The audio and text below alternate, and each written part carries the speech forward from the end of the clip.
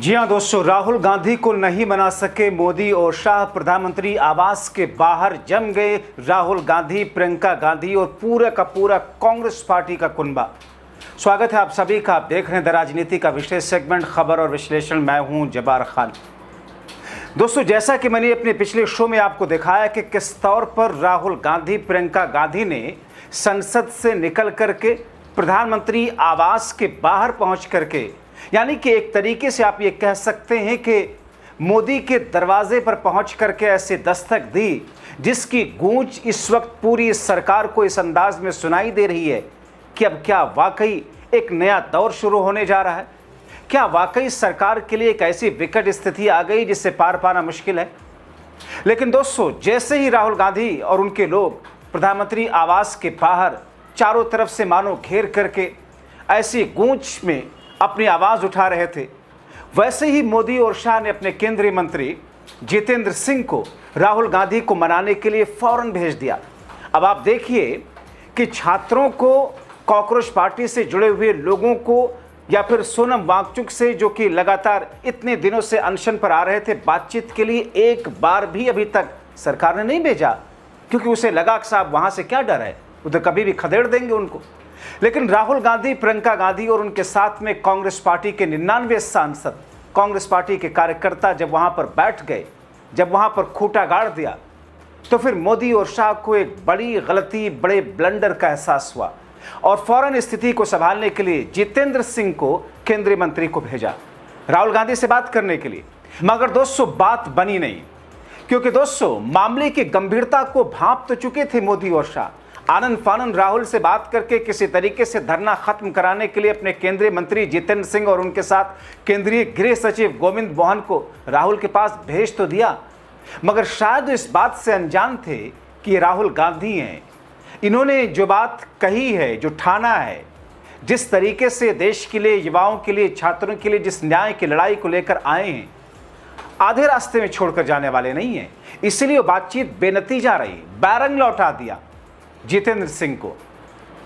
इसके बाद राहुल ने जो ऐलान किया दोस्तों, उसने मोदी शाह के और होश उड़ा दिए होंगे। राहुल गांधी ने ऐलान किया कि वो रात भर प्रधानमंत्री आवास के बाहर धरना देंगे और अपील करते हुए कहा कि देश के लोग युवाओं और छात्रों के लिए न्याय की लड़ाई में आए, धरने में शामिल हों।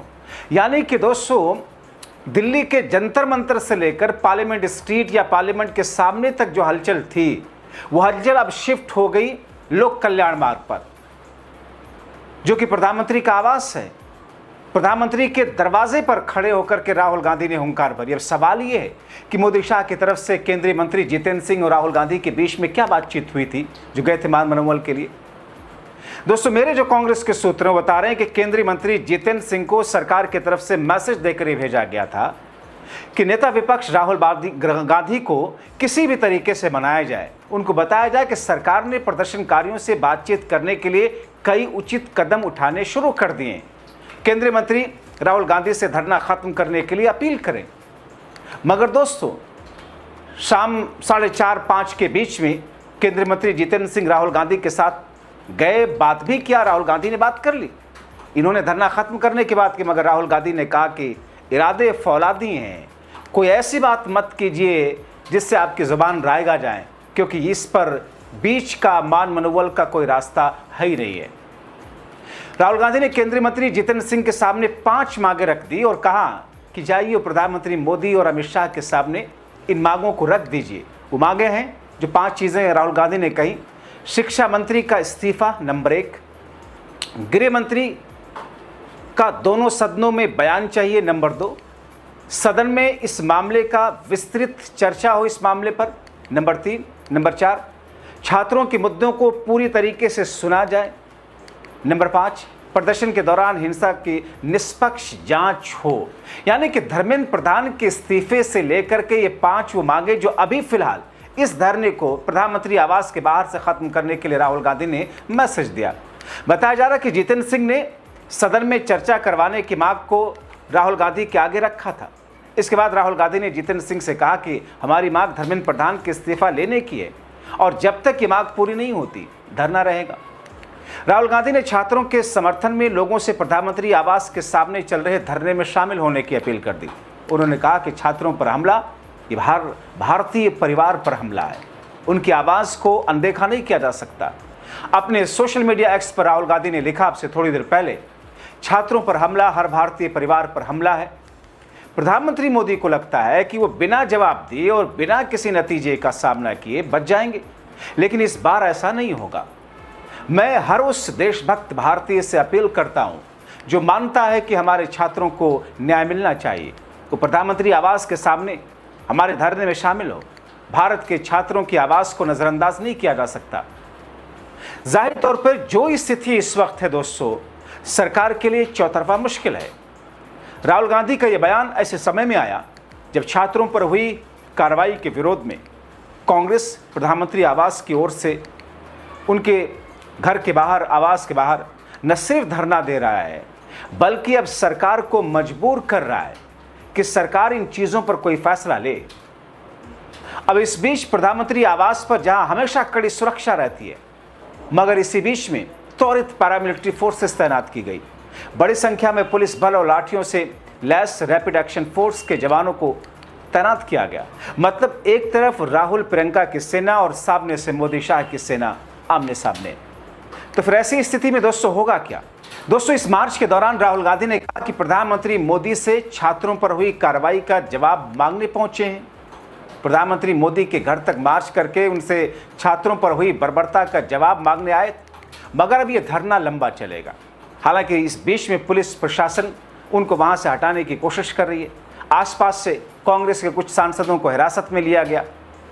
राहुल कह रहे हैं कि सरकार ना तो इस पूरे मामले की जिम्मेदारी लेना चाहती है, ना ही संसद में इस पर विस्तृत चर्चा करना चाहती है। भारत के युवाओं का भविष्य बर्बाद करने के लिए प्रधानमंत्री और गृह मंत्री दोनों को इस्तीफा देना होगा। राहुल कहते हैं सरकार शिक्षा व्यवस्था की विफलता पर चर्चा से बच रही है। देश का छात्र कह रहा है हमारा कोई भविष्य है नहीं, और इस सरकार के मंत्री कह रहे हैं हमारी कुर्सी नहीं जाए। जिस देश में छात्र अपना भविष्य खो दें और मंत्री अपनी कुर्सी ना खोए, वहाँ न्याय नहीं हो सकता। लाखों छात्र परीक्षा प्रणाली पर भरोसा खो चुके हैं। सरकार उनकी चिंताओं को गंभीरता से नहीं ले रही है। तो दोस्तों, क्या अब ये जो आंदोलन इस तरीके का शेप ले रहा है, इस तरीके के जो समीकरण बनते हुए दिखाई दे रहे हैं, और इससे कांग्रेस पार्टी समेत पूरे विपक्षी खेमे में इंडिया गठबंधन में एक जो नई एनर्जी आ रही है, और सरकार जो चारों तरफ से पहले से ही घिरी हुई थी, जबकि संसद का मानसून सत्र चल रहा है जिसमें सरकार को अपनी महत्वाकांक्षाओं को पूरा करना है, लेकिन इसी बीच में संसद के मानसून सत्र के पहले ही दिन सरकार ने जो कुछ करवाया पुलिस के इस्तेमाल से, उससे सरकार देश में ही नहीं बल्कि विदेशों में भी एक ऐसी नकारात्मक कदम के लिए चर्चा के केंद्र में आ चुकी है जिससे निकल पाना अब सरकार के लिए मुश्किल लग रहा है। तो क्या सरकार अब छात्रों की मांगों को मानेगी? क्या सरकार अब कांग्रेस पार्टी राहुल गांधी के जरिए उठाएगी मुद्दों को मांगेगी? क्योंकि दोस्तों, राहुल गांधी ने एक तरीके से इस आंदोलन के आकार को बहुत बड़ा कर दिया है। इससे पहले भी अभिजीत दीपके से जुड़े हुए छात्र और छात्राओं को लेकर के राहुल गांधी ने उनसे भी अपनी संवेदना प्रकट की और गए थे। राम मनोहर लोहिया अस्पताल गए, उनसे मिलकर के आए। यहां तक कि संसद के भीतर स्पीकर ओम बिरला से मिलकर के इस मुद्दे पर संसद के भीतर संसद में चर्चा करने के लिए उन्होंने बात रखी थी। बाकायदा राहुल गांधी ने पोस्ट करके कहा था और बताया था कि विपक्ष के एमपीज के साथ माननीय लोकसभा स्पीकर से मिले, हमारी मांग सीधी है। पार्लियामेंट में कल स्टूडेंट पर हुए बेरहमी और एग्ज़ाम की मुश्किल के लिए सरकार की पूरी तरह से गैर जिम्मेदारी पर डिटेल में चर्चा होनी चाहिए। स्टूडेंट को उनके भविष्य, अपने भविष्य के बारे में सही सवाल पूछने पर पीटा गया। अगर पार्लियामेंट भारत के युवाओं के भविष्य पर चर्चा नहीं कर सकती तो किस काम की है? विपक्ष इसे दबने नहीं देगा। हम ये पक्का करेंगे कि स्टूडेंट की आवाज़ सड़कों पर और पार्लियामेंट में सुनी जाए। तो अब दोस्तों आगे क्या सवाल ये है कि नीट पेपर लीक, परीक्षा प्रणाली में गड़बड़ियों, छात्रों के विरोध प्रदर्शन में पुलिस से बर्बरता करवाने को लेकर राहुल समेत पूरा इंडिया गठबंधन सरकार पर दबाव बनाए हुए। राहुल चाहते हैं कि पूरे मामले पर संसद में चर्चा हो, पेपर लीक की निष्पक्ष जांच कराई जाए। केंद्रीय शिक्षा मंत्री धर्मेंद्र प्रधान नैतिक जिम्मेदारी लेते हुए इस्तीफा दें, जबकि सरकार की ओर से अभी तक शिक्षा मंत्री धर्मेंद्र प्रधान के इस्तीफे पर कोई सकारात्मक संकेत तक नहीं है।